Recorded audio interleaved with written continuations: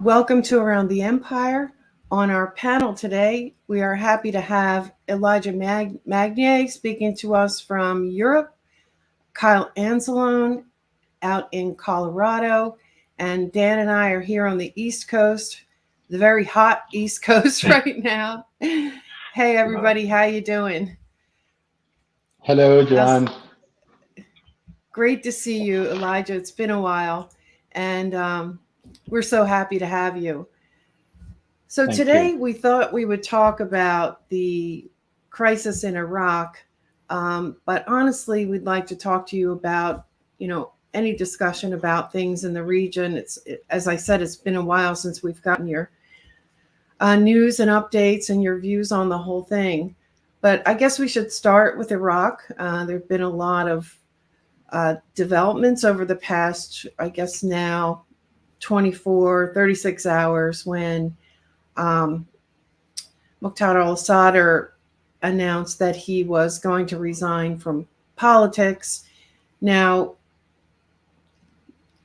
there have been political problems for quite a while, right, Elijah? I mean, since the election last year. So maybe if you could sort of give us your take on what you saw happen. Thank you. So what happened is 10 months ago, there were an early election declared by Prime Minister Mustafa Kazimi, and that is for a specific reason. In 2020, when Mustafa Kazimi was elected, he was elected for very specific targets. First, the withdrawal of the US forces from Iraq. Second, to run an early parliamentary elections. And because Brigadier General Qasem Soleimani, the Iranian IRGC general, was assassinated in Baghdad on the road of the airport by Donald Trump, this is why the political leaders in Iraq went very fast to select a prime minister that doesn't have a political weight and doesn't have a party, neither strong nor weak, really nothing. He was a former intelligence service director. He comes from a very different background. He's a journalist. He used to be hanging around the media, nothing to do with intelligence or whatsoever. So he was selected because the Iraqi politician like to select always either a very powerful candidate that imposes himself or very weak that it can dictate their will upon him.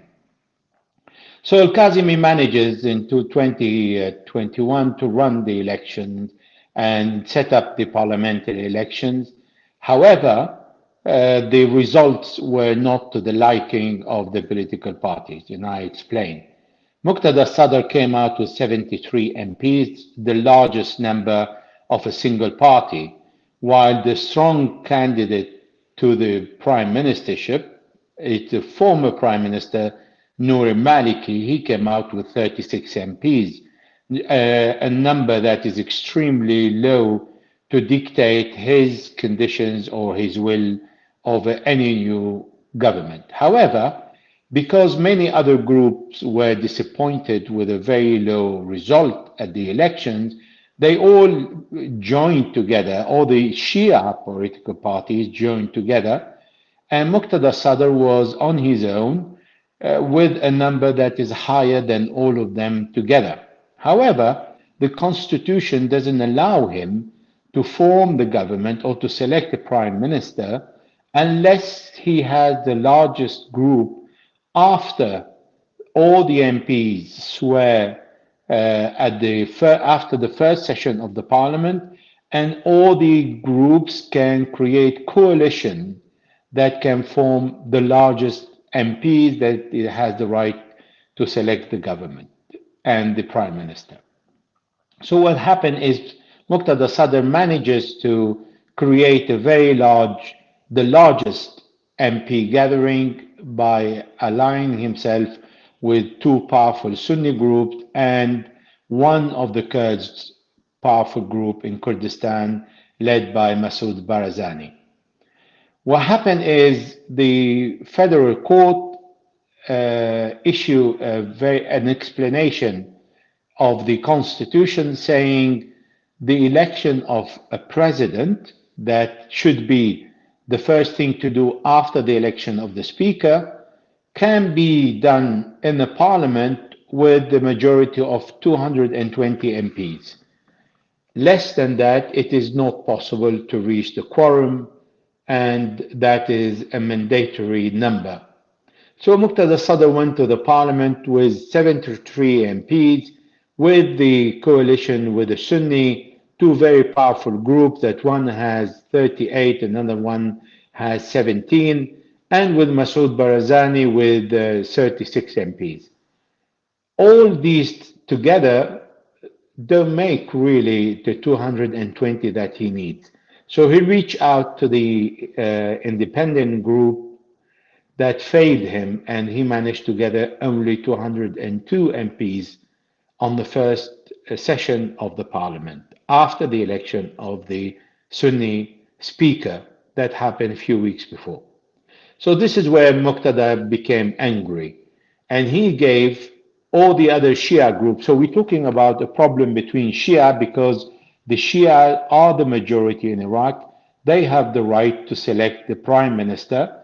The Sunni have been allocated the speaker position, and the Kurds the president. But the executive power is the most powerful in the country and holds all the power really after the legislation power, that is the parliament.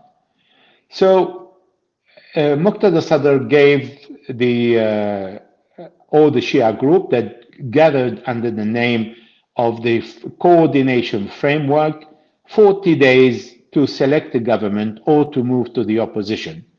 They refused because they are aware that Muqtada Sadr can move the street against them, and if a government is formed without the Sadris, then people will go on the street and any prime minister will fail.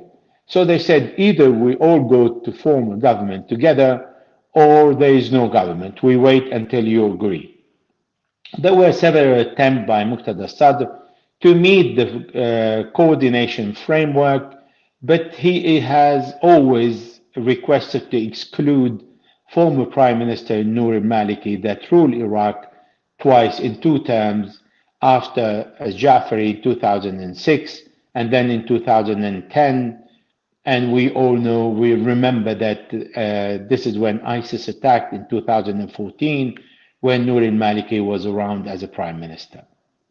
So the 40 days went by, and the other 2 weeks went by, and week after week, month after month, Muqtada Sadr said, okay, you're not going to form the government, then I am resigning, and I ask all my MPs to pull out.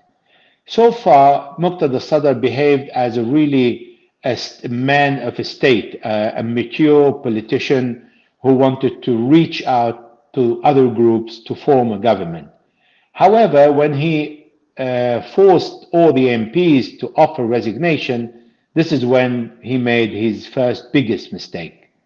And the big mistake is to pull out of the parliament and then immediately request the dissolution of the parliament and a new election. Now, with 73 MPs, it was very easy to gather a third of the parliament and then ask for a new parliamentary elections. Being out of the parliament reorganized itself to select the second who failed to win, and then Muqtada Sadr was out, and the coordination group was in, more powerful than ever, with a large group inside the parliament. So Muqtada Sadr opted to go to the street and ask his supporters to start the manifestation and occupy the parliament. He discovered that by occupying the parliament was a very bad idea. He asked them to camp outside the parliament. And then he started making one mistake after another, pushing the Sadrists in the street, who are very young, all of them, to go to the federal court and then to the Supreme Court and occupy the building. And the last straw that really broke to a fight, to a street fight, is when he occupied the presidential palace and the base of the government. This is when Prime Minister Mustafa Kazemi ordered the security forces for a forced evacuation of all the all the demonstrator, and this is when the Sadr started to open fire against the security forces. Now we have to keep in mind that no such a thing can happen without the consensus of Muqtada Sadr, who ordered them to defend themselves. Why we are sure about that? Because everything happened around 3 o'clock local time, and this is when the shooting started. Muqtada Sadr came out the next day around noon local time in Iraq to express his indignation, that his rejection to what's happening. It took him 20 hours to react, and there were 43 people killed and 700 wounded between the Sadrists and the security forces. So we understand, after talking to a few Sadrist leaders, myself today and yesterday, that Muqtada Sadr wanted to show a little bit his power and show that he can control the street and he can open fire and dominate the street. However, he was not able to dominate the street, yes, to create a havoc and to prove that Iraq is still not ready and to work for the national interest, and all the other political leaders in Iraq are really not mature enough to work for the support of the state and to form a government in the interest of the population.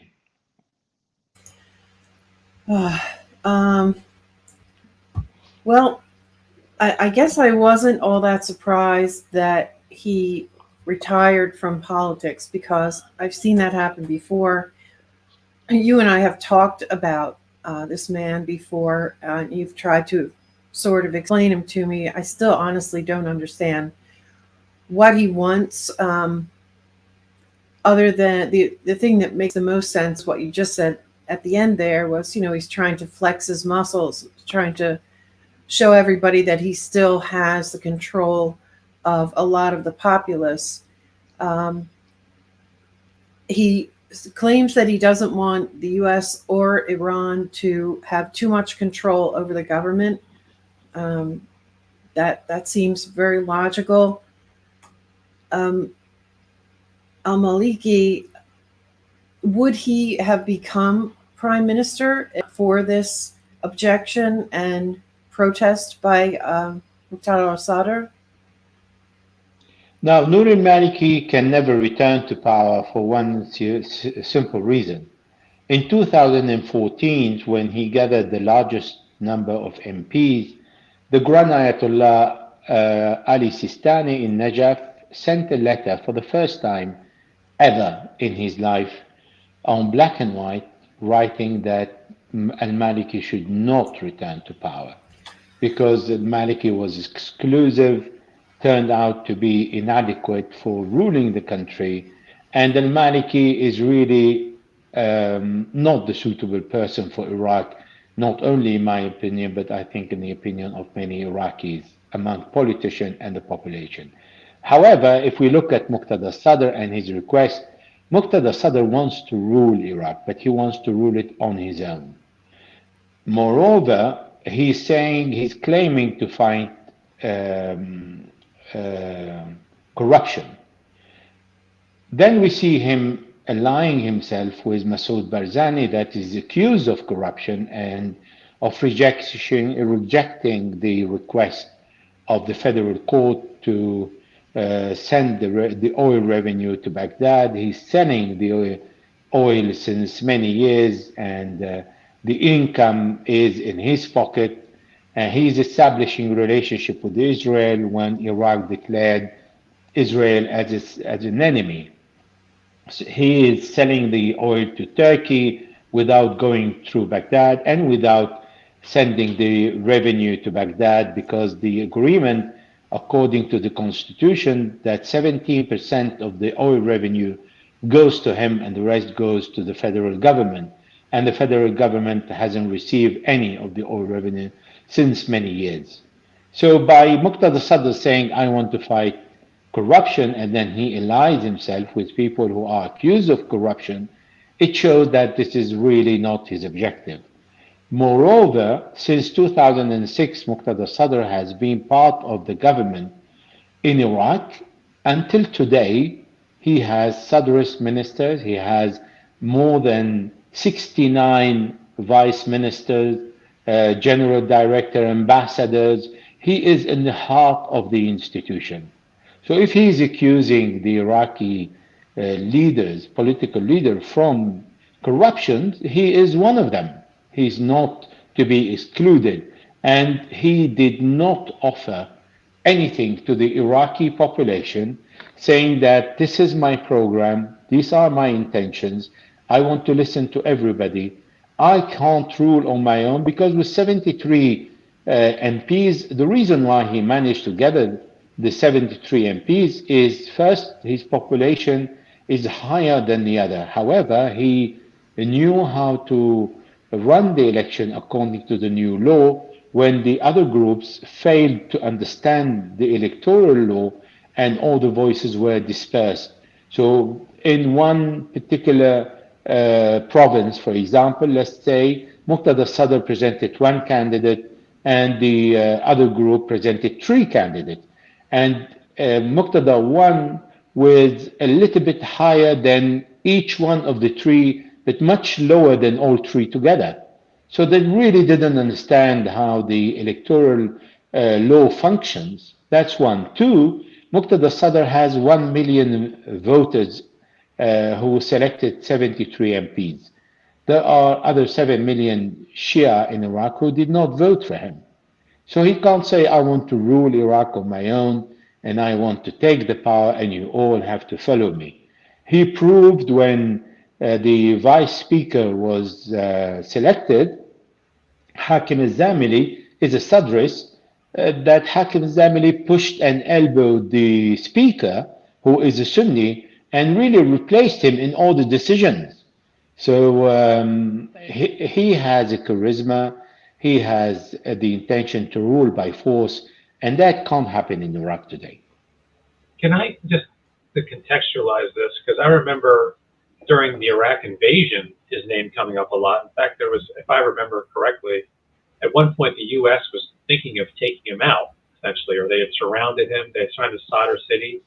Is Sadr a inspirational religious figure, or my take is he kind of has a patronage network of supporters, or is it a little bit of both? I'm trying to understand where his power comes from. Is it, I think his father was a big deal, right? His father had influence, or what's the source of his power in Iraq?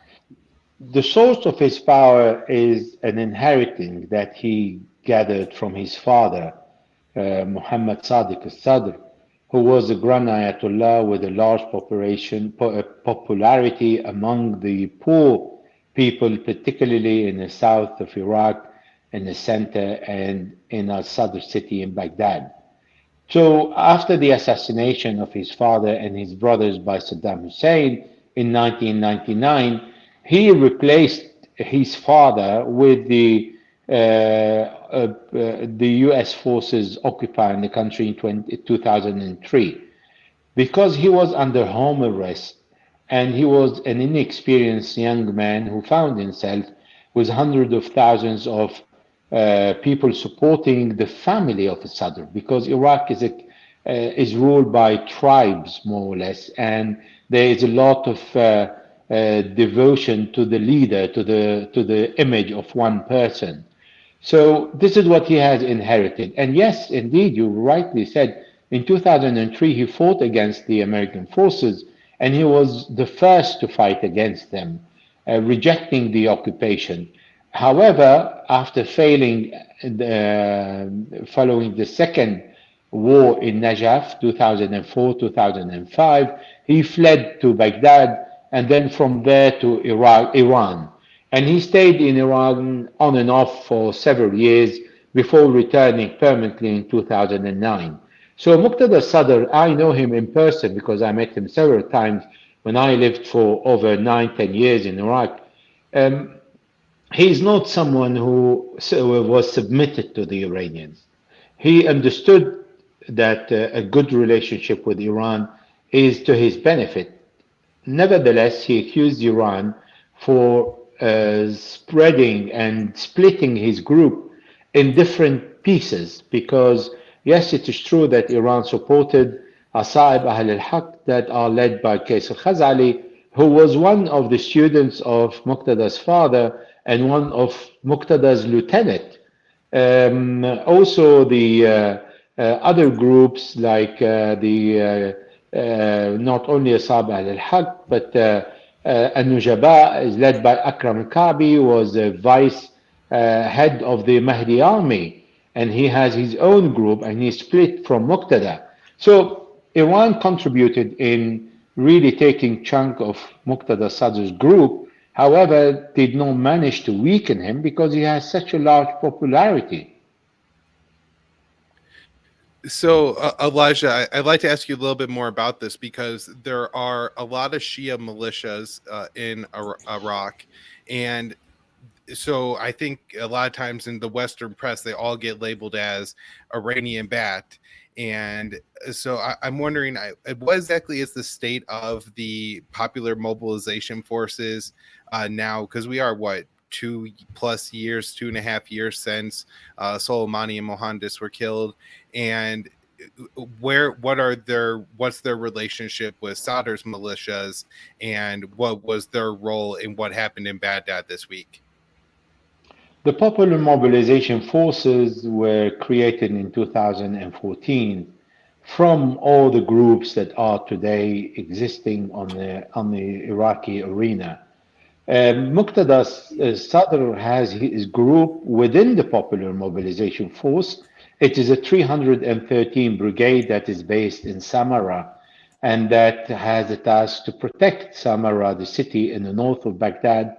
That was the place where Abu Bakr Baghdadi, the head of ISIS that was killed by the Americans, was born. So this is the task of Muqtada. Popular Mobilization Forces include all the forces that are on the ground.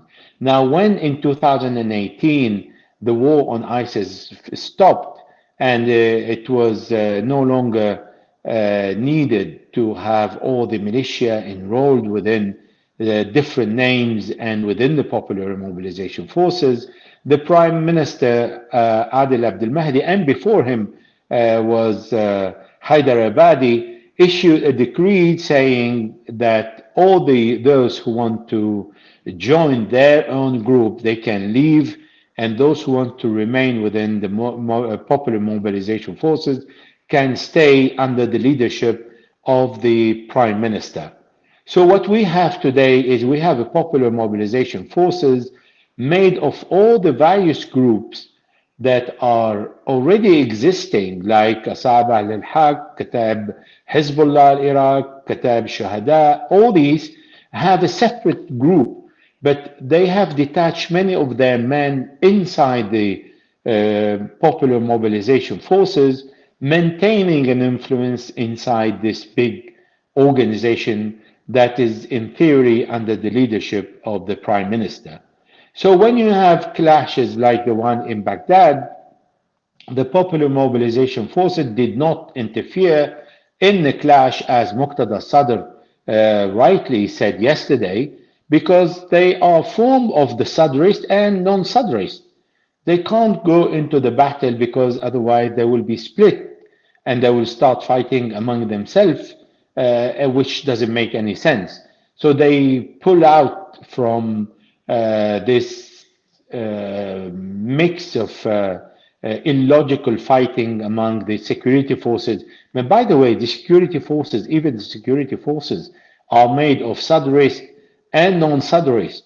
So the whole of Iraq security forces is a bouquet of all the different groups. That's why it's very difficult to explain things to people, because you can't put a really one label on each force, because each force contains many hundreds of members of different groups that are also armed, but they are split from the Popular Mobilization Forces, but they maintain a strong influence in the group. So Abu Mahdi Mohandas was the military leader like the General Chief of Staff, but the political leader is still today existing.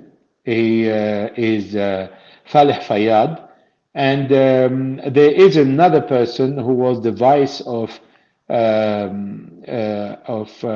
Mahdi Mohandes, who leads the Popular Mobilization Forces that have no political role, because that is according to the constitution.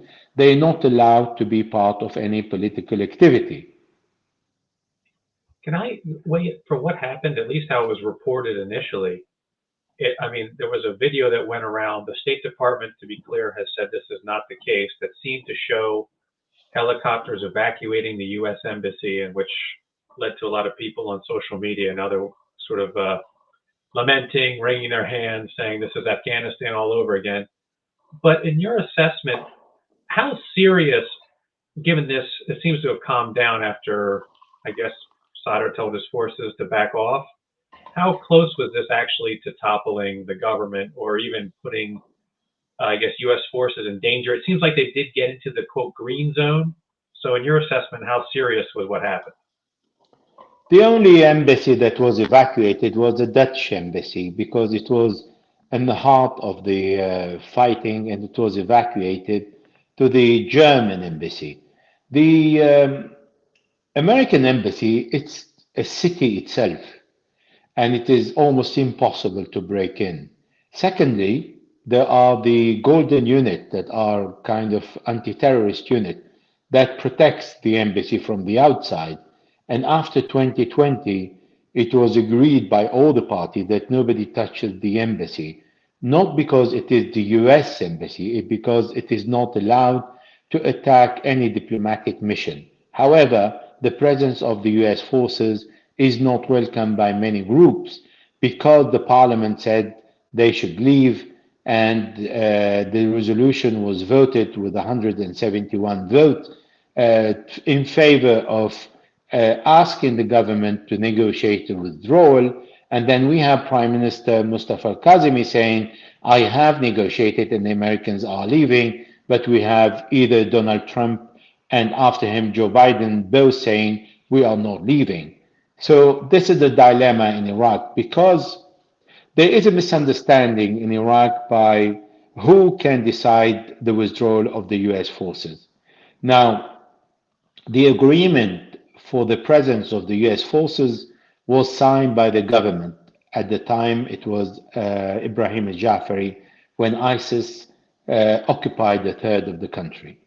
When Adel Abdel Mahdi took the request to the parliament following the assassination of Abu Mahdi Mohandes and Qasem Soleimani, because he had resigned, so he doesn't have the power to ask the US forces from leaving the country, because this is not a decision of a prime minister without full function. He needs to be fully appointed, and he was just ad interim waiting for another prime minister to be appointed. So he took the request to the parliament, and the parliament agreed and voted for the withdrawal of the US forces negotiated by the government. So it turned the ball to the government. And the government of Mustafa al-Kazimi went to negotiate the withdrawal of the US forces according to his own understanding. So when I was in Baghdad several months ago, I spoke to all the political leaders and head of MPs and ministers, and it seemed they found a way which is a bit pushing the Americans from the door and allowing them to re-enter from the window by saying, well, we don't want the Americans, but we accept NATO to be in the country.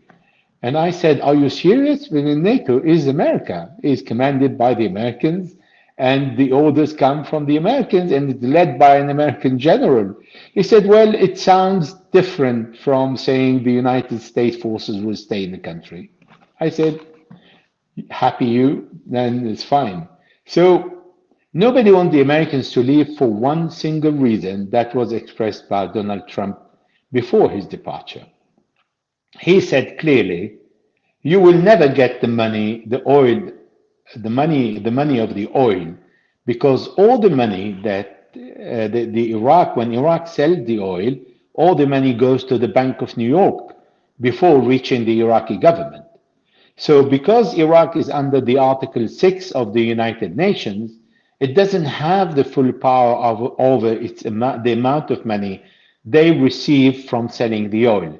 So Donald Trump said, you will not receive your money. And I want $9 billion for the construction of the airport that I have constructed for my forces, like in the base of Ain al-Assad and the Taji and other places.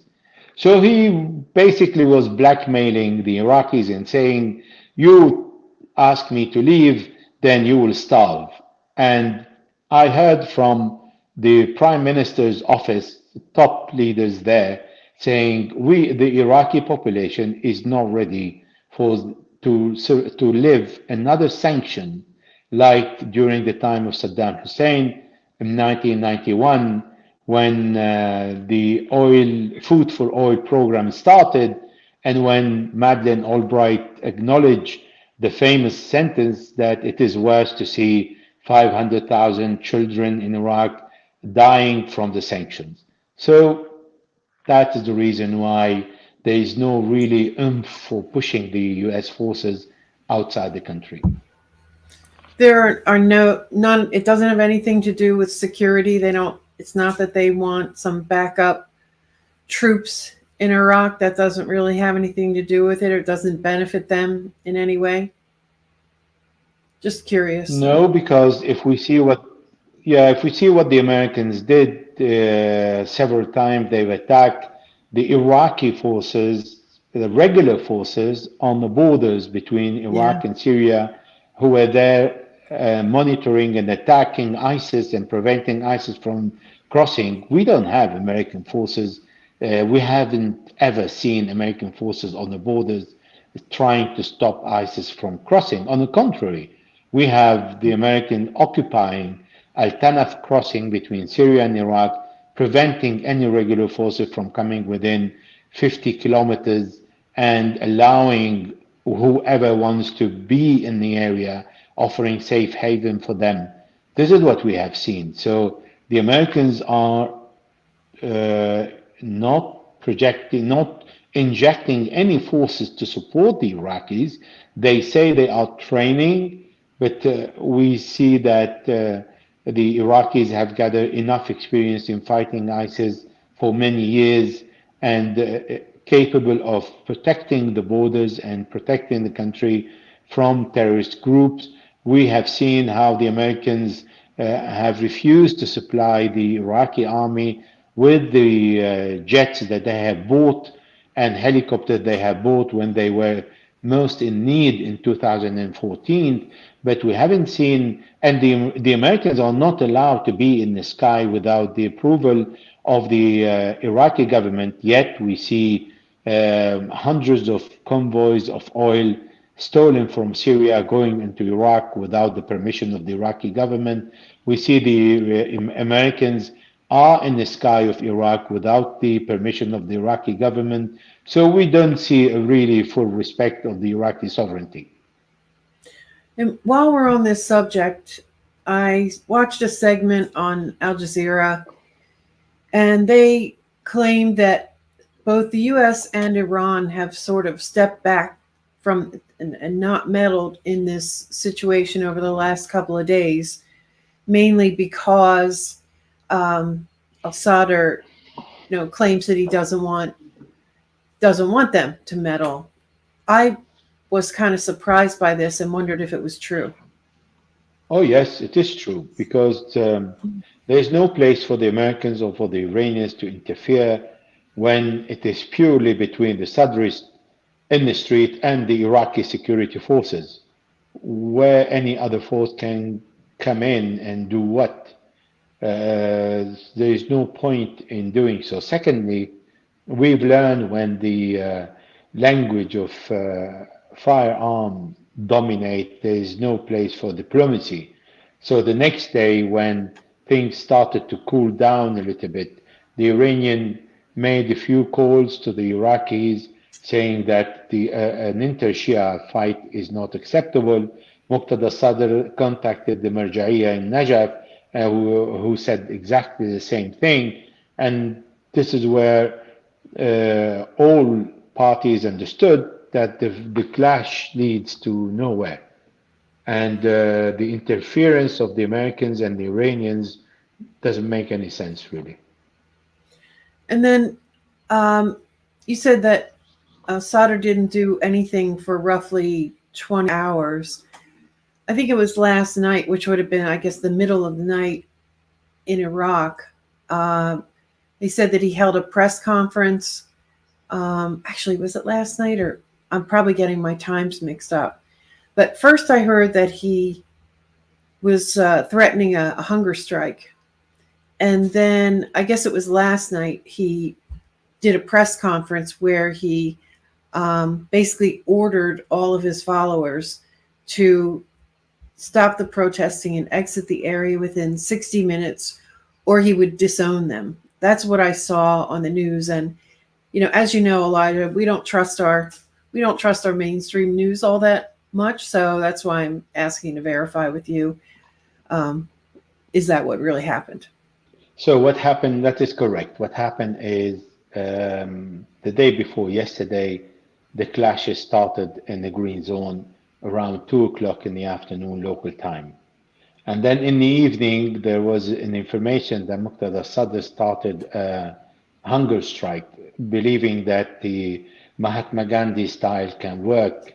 And then the next day, he allowed 20 hours to go by before coming out and saying, I give you 60 minutes to evacuate the green zone and to stop all manifestation. And that was a great opportunity for Muqtada Sadr to come down the tree, where he climbed so high that he really needed 43 people killed and 700 wounded to find a way out, because he was in real trouble. He had no strategy and no other way to come out of this impasse that he put himself in by pulling out of the parliament, by asking his supporters to go and start camping outside the parliament and the federal court.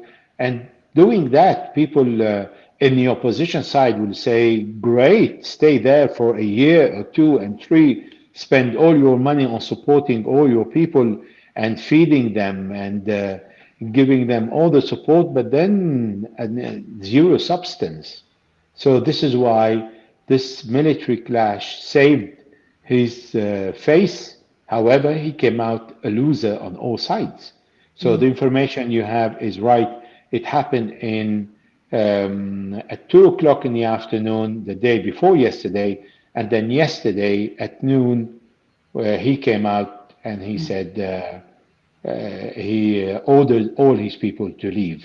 He could have ordered his people to stop firing against the security forces just an hour after he has learned, or minutes after. And his people would have obeyed like they have obeyed. Within 60 minutes, everybody evacuated the green zone, which means that he was holding the power over them. Yeah, I mean, as you said, that he's more politically savvy than his opponents and his even his colleagues. So he has a platform, right? He has access. He could get his message out immediately, apparently. I have one more question. Is the other speculation I've seen is that that there may need to be a new election. That may, I guess there are a lot of people even in the news, independent news and mainstream news, just still trying to figure out what it exactly is that he wants. I feel like I've heard this question many times over the years, and you have helped us sort it out as best anyone can do. But there's speculation that maybe new elections are the only thing that will break this logjam of finding the right leader for Iraq. But then others are saying that the election results, if there was a new election, would likely be very similar to the ones last year anyway, and wouldn't really solve anything. What are your thoughts on that? I think he has managed to gather 73 MPs.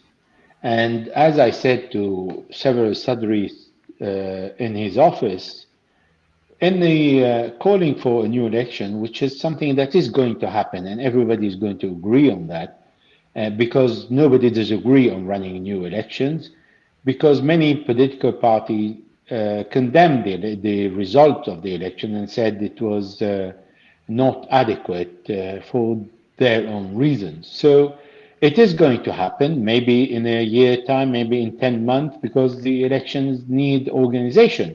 However, my question was, what if Muqtada Sadr gathered, instead of 73, 65 or 90?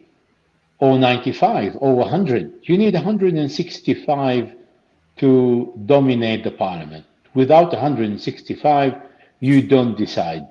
And if you don't decide, you need to go into coalition with other groups. And if you go into coalition with other groups like Barzani and like the Kurdish leader or Muhammad al-Halbousi, the speaker, you again putting your hand with people accused of corruption.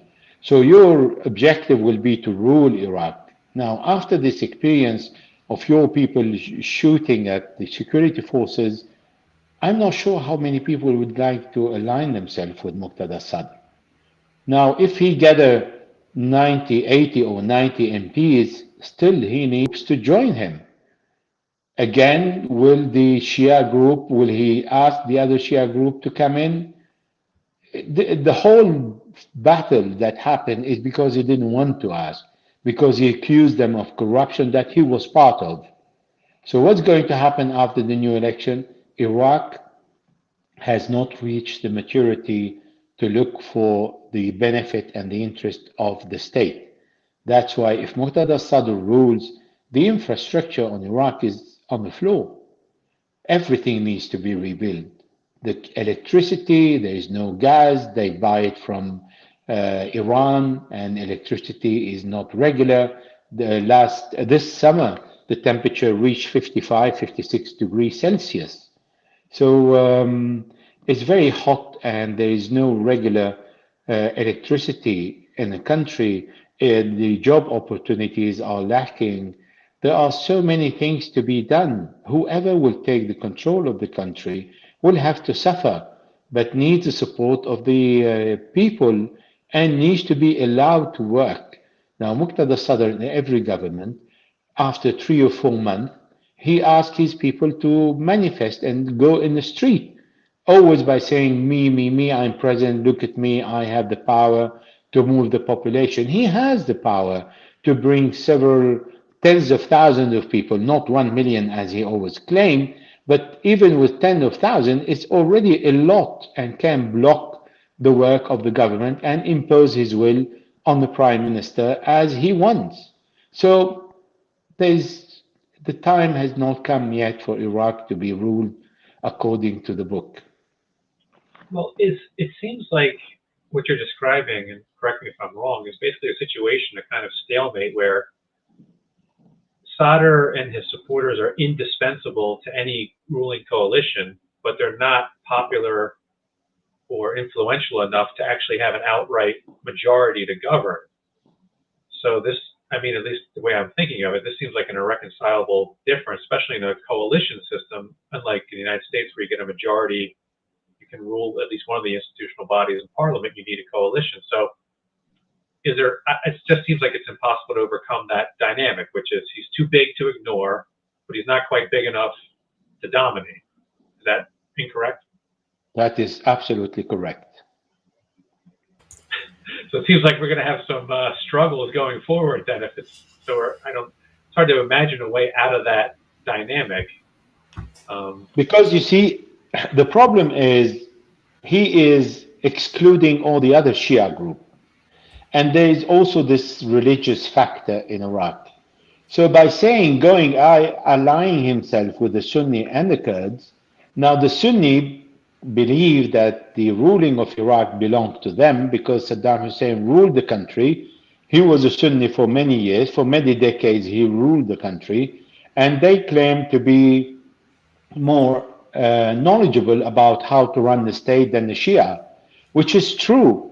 However, the Shia are the majority, and according to the constitution, the majority rule. And Adil Abdel Mahdi, when he was a vice president, and it happened that we met over dinner together, we were sitting next to each other, and he said, well, I think we need to reopen our offices in Damascus when we were acting as the opposition group against Saddam Hussein, because we know very well how to be in the opposition, but we don't know how to rule the state. And he was really honest. And then you have the Kurds who believe that the Iraq is a spoil of war, and they can take anything because they want to be independent, yet they need the revenue to pay the salary of the Peshmerga and the employee of the government and the various institutions. So you don't really have a possibility of a Shia political leader who would go to the other Shia leaders and say, I want to rule without you, and they would allow him because they don't trust him. Because he came out and he said, I want the Americans out, however, I want them out through the United Nations. And he's completely off his head because the United Nations will never vote against the Americans because the Americans have the veto at the United Nations. Right. So he's giving it back, the ball, to the Americans. And then he wants to do all his meetings in the presence of the UN representative in Iraq, that is Janine Bashar. And she is also an employee of the United Nations that work also for the Western institutions and doesn't work for the benefit of Iraq. So why depending on her? Why depending on NATO and asking, I want NATO, if your slogan is to ask the Americans to leave? That's one. Two, if you say you want to fight corruption, well, you don't have the history of fighting corruption because you've been and you still are, up to this date, part of a state that you are fighting and accusing of corruption. And all your vice ministers and ambassadors are still in the same system. And so all his requests are putting the other side very suspicious. However, the other side are truly corrupted. And we have seen them governing Iraq for many years, and we've seen the result. So what is the solution? There is no solution but to reduce the corruption and try to be part of a government and fight the corruption within the government, from within, and expose those who are corrupted and show what they are doing and what they are not doing. This is an honest project and strategy, can be adopted, be transparent, talk to the population, but don't say I rule and nobody else.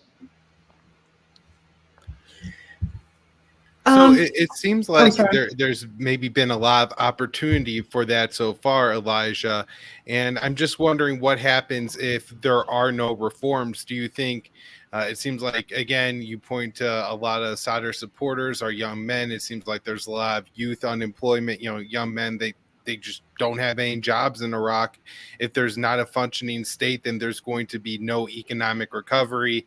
And if you're just sitting in your, family's home boiling alive in absurd heat, I could only imagine what could potentially happen in Iraq. And so is there a potential that one of these groups just goes and tries to seize power and tries to rule the country because at least then somebody's in charge and doing something rather than this very weak interim government that Iraq's had for a couple of years now? That's a good question.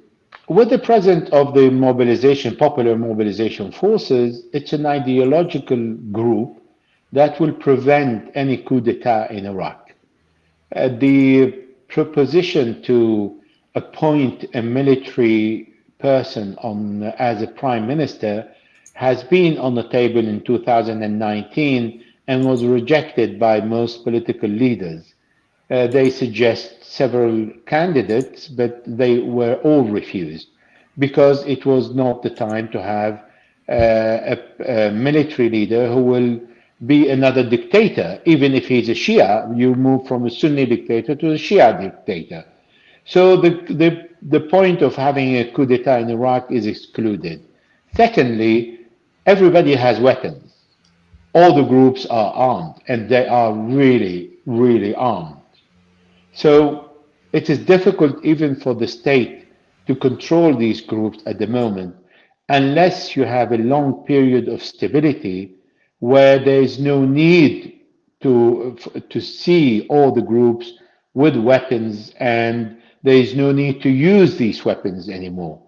So if there is this kind of well-being and a ruling that is really balanced for several years, then it is possible to start reform.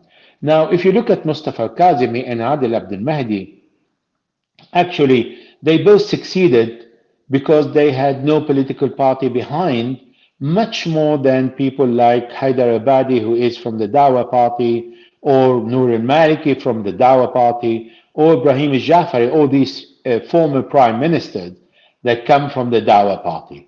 They've succeeded because they had no support from political party. They were not corrupted because Adel Abdel Mahdi was not corrupted, but he was less influential over the ministers who are under Muqtada Sadr control and under Noor al-Maliki's control and under Hadi al-Amiri, who is the leader of al-Fatah group. So there is yes, it's better than other prime ministers, however, still not reaching the desired level of governing. If we bring a prime minister like Muqtada Sadr suggested, to put Jafar al-Sadr, who is the current ambassador in the UK, that's again another Sadrist. So you will see the Sadrist all over Iraq, because today, if you look, just to give you an idea, any personality or minister or MP, if you look at his bodyguards, they are far from being professionals. They are his brother, his cousin, the member of the family, related to his wife, etc. So the whole tribe family group are around him, and they really have no clue about the job they are asked to do. A job of a bodyguard is completely different from job of to be the job to give the job to a member of the family who has never worked in his life. So not just because you trust the person that he can do the right job. Well, this is what's happening with Muqtada's entourage. All his advisors are obedient. They're not qualified. He is the only decision maker. And you can't have a leader when he is the one who wakes up in the morning and say, like the Mullah Omar, I see that Muhammad told me to leave Kabul, and then he leaves Kabul next day. So there is no counsel there are no advisors, there's no expert in different field to talk to. And all the advisors that Muqtada, for example, has are obedient advisors. They are not members of these families because he doesn't like members of these families to be around him. That's why he's putting Jafar al-Sadr very far at the embassy in London. But if you look at the others, Noor al-Maliki had his son who was buying wheat and sugar and oil to the state. So this is the mentality. So this looks a lot to me, and maybe it's because we're from New Jersey, but we have the old style political machines here where it's what you call nepotism, right? Where he's a buddy, he's my brother-in-law. That seems to be, like I said, when I thought of Sadr, that's what I thought, a kind of political boss who was running a patronage network, right? Loyalty to me, and I give you favors. Is that the underlying cause of some of the corruption throughout Iraq, that it's all, instead of people with merit or qualifications, everyone's getting their job within the government based on who they know and who their family members are? And is that why they don't have any experts to turn on the electricity, for instance? Is that a wide problem within the country? That's one aspect. The other aspect is each person support his party. So this is why when I said with the case of Adel Abdel Mahdi and Mustafa al-Kazemi, they both succeeded more than others because they didn't have a party. They were selected because they were without the political support behind them. Why, when we see Muqtada Sadr, he has a very large group behind him. So he needs to feed these people. He needs to give job to his people. He needs to keep the flow of income coming.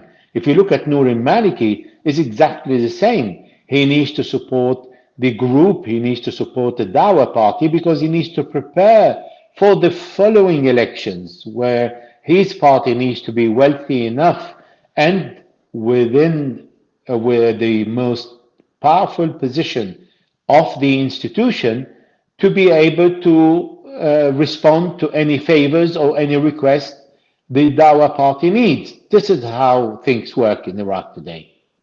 Is there a lack of professional class? I guess let's go back to the invasion. When one of the things Paul Bremer, who was, I guess, the American viceroy or something of Iraq, did something called debathification, which he said he was modeling on the post-German denazification program. But what some critics at the time, and this seems to be borne out by what you're saying, was saying is that basically they were purging the entire professional class of Iraq because everybody had been trained and risen under the Ba'ath Party dominance.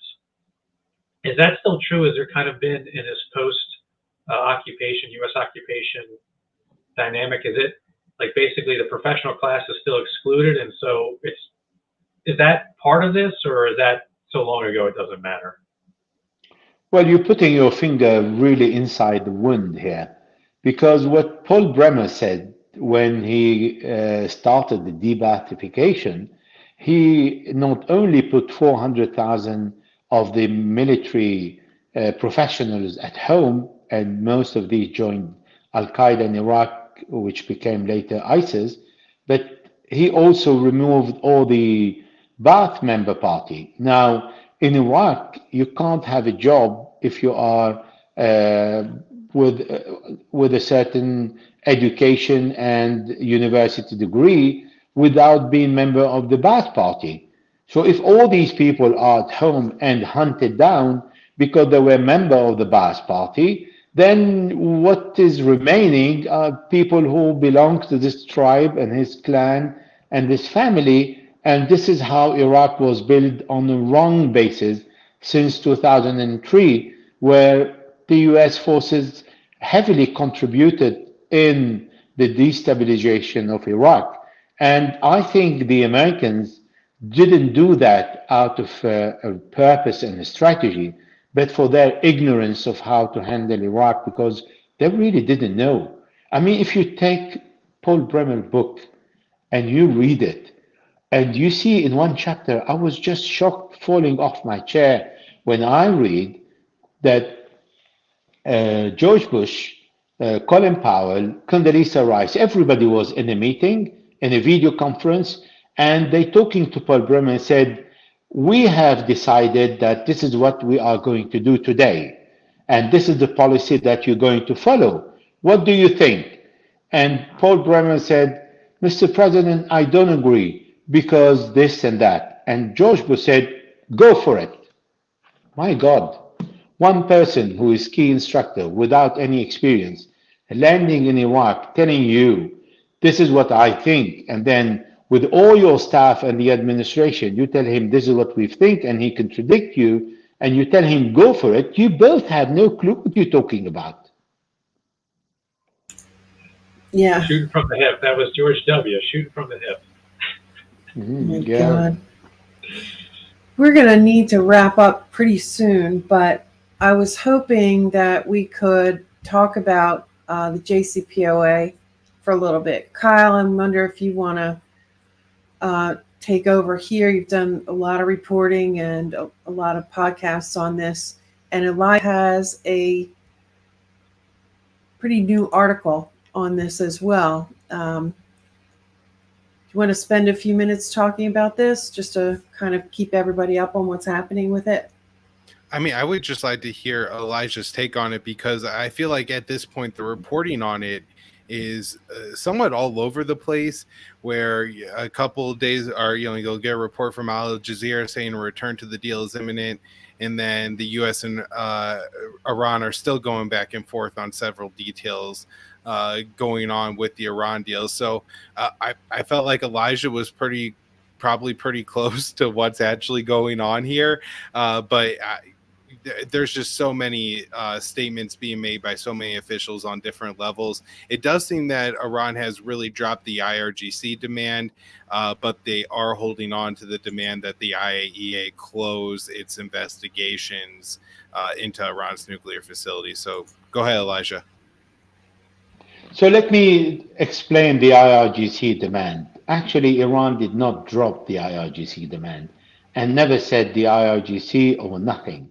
What happened is the debate between the current administration and the Iranians is that the Iranians consider that all the sanctions imposed by Donald Trump and all the sanctions imposed after 2015 should be removed. Now, Donald Trump included the IRGC and all its civilian institutions within the sanctions. And there are around 3,500 sanctions imposed on Iran. So the Iranians said, you remove all the sanctions as the deal was signed in 2015.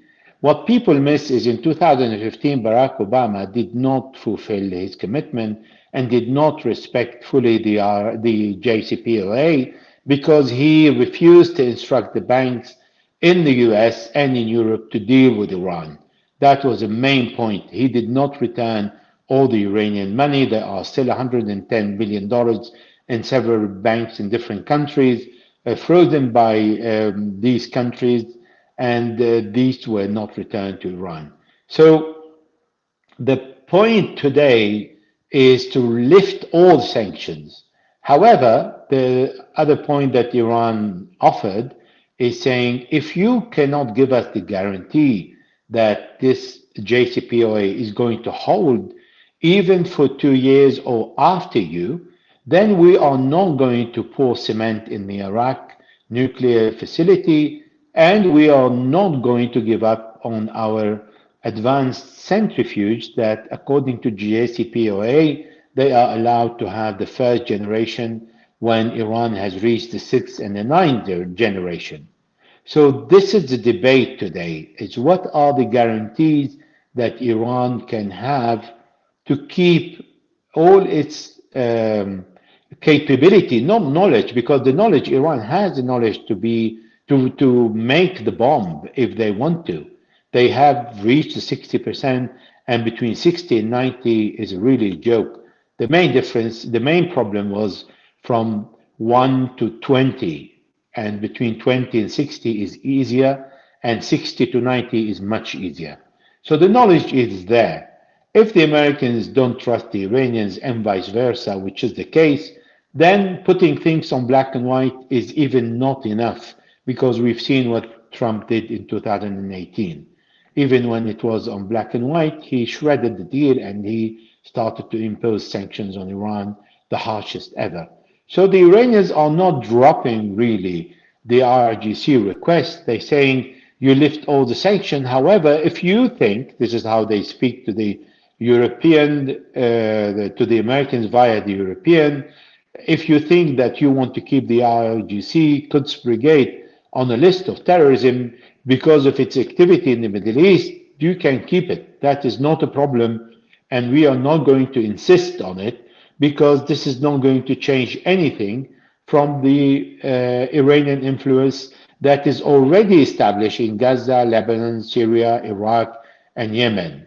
Therefore, this is not going to be an obstacle. However, now the Americans are raising again the issue of the 3 sites that Barack Obama dropped in 2015, and that is related to the information that is coming from Israel.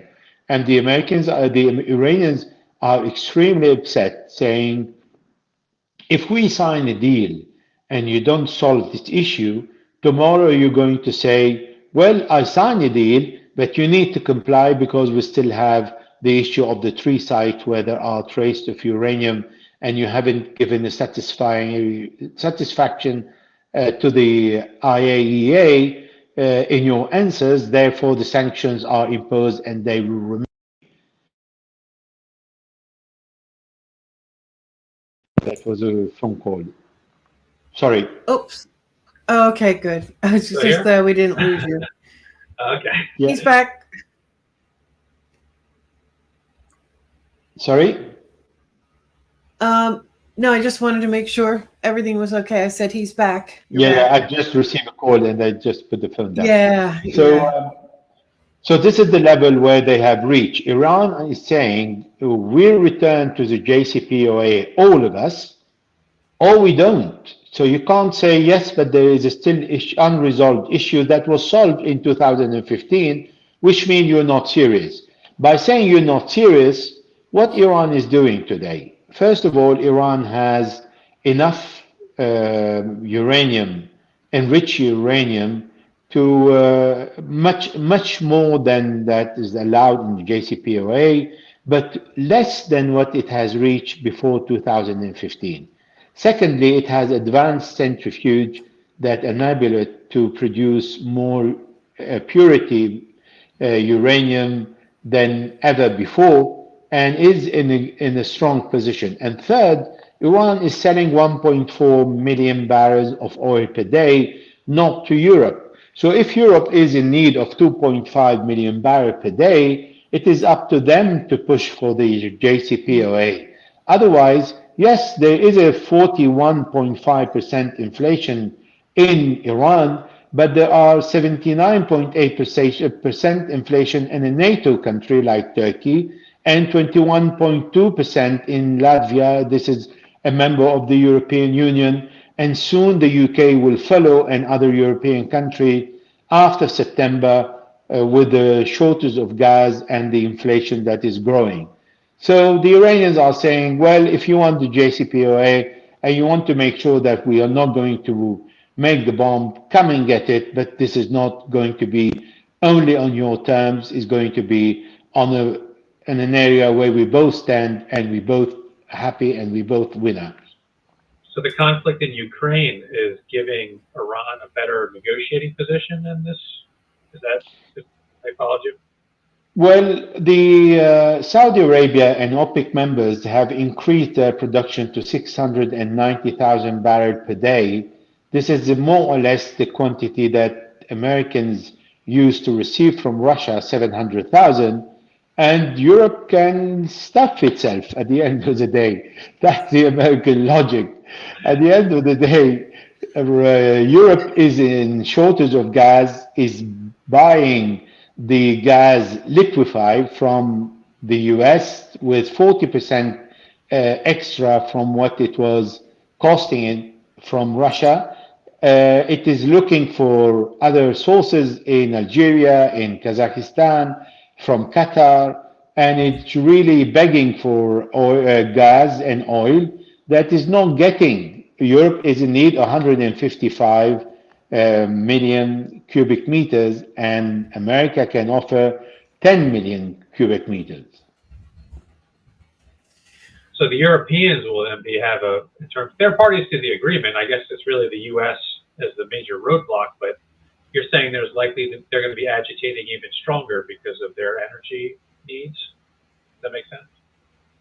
Well, they have this tool. Venezuela also has oil, but Biden visited Venezuela and said, we allow you to reproduce the oil and we buy it. And said, what about the sanctions? He said, well, this is something completely different. We're not ready to negotiate. So Nicolas Maduro said, hasta luego, not interested. Yeah, I hope that doesn't hold. We're going to need to be more. It'll be a long winter. We're gonna need to become a little bit. Yes. Not a little yes. bit, a lot more easy to, more cooperative. Let's put it that way. Well, we're just past an hour now, and so we should wrap up. But before we do that, Elijah and everybody, please let us know where to best find your work, how to support your work, and all that good stuff. Elijah, if we could start with you. Well, if you put my name on Google, you will find my website, and if you subscribe, I will be very grateful. And you're still fairly active on Twitter, right? Yes. How about Telegram? No, I don't have the time on many platforms, really. Even I from know. Twitter, I'm not very present every single day, but I keep an eye from time to time. That's great. And Kyle, want to tell everybody how to follow you, how to support you? Yeah, I'm Kyle Anzalone, opinion editor at antiwar.com, news editor at the Libertarian Institute, co-host of Conflicts of Interest, and everything I do ends up at my Twitter at Kyle Anzalone _. And then we have Dan, the co-founder of Around the Empire, who's going to start his own show soon.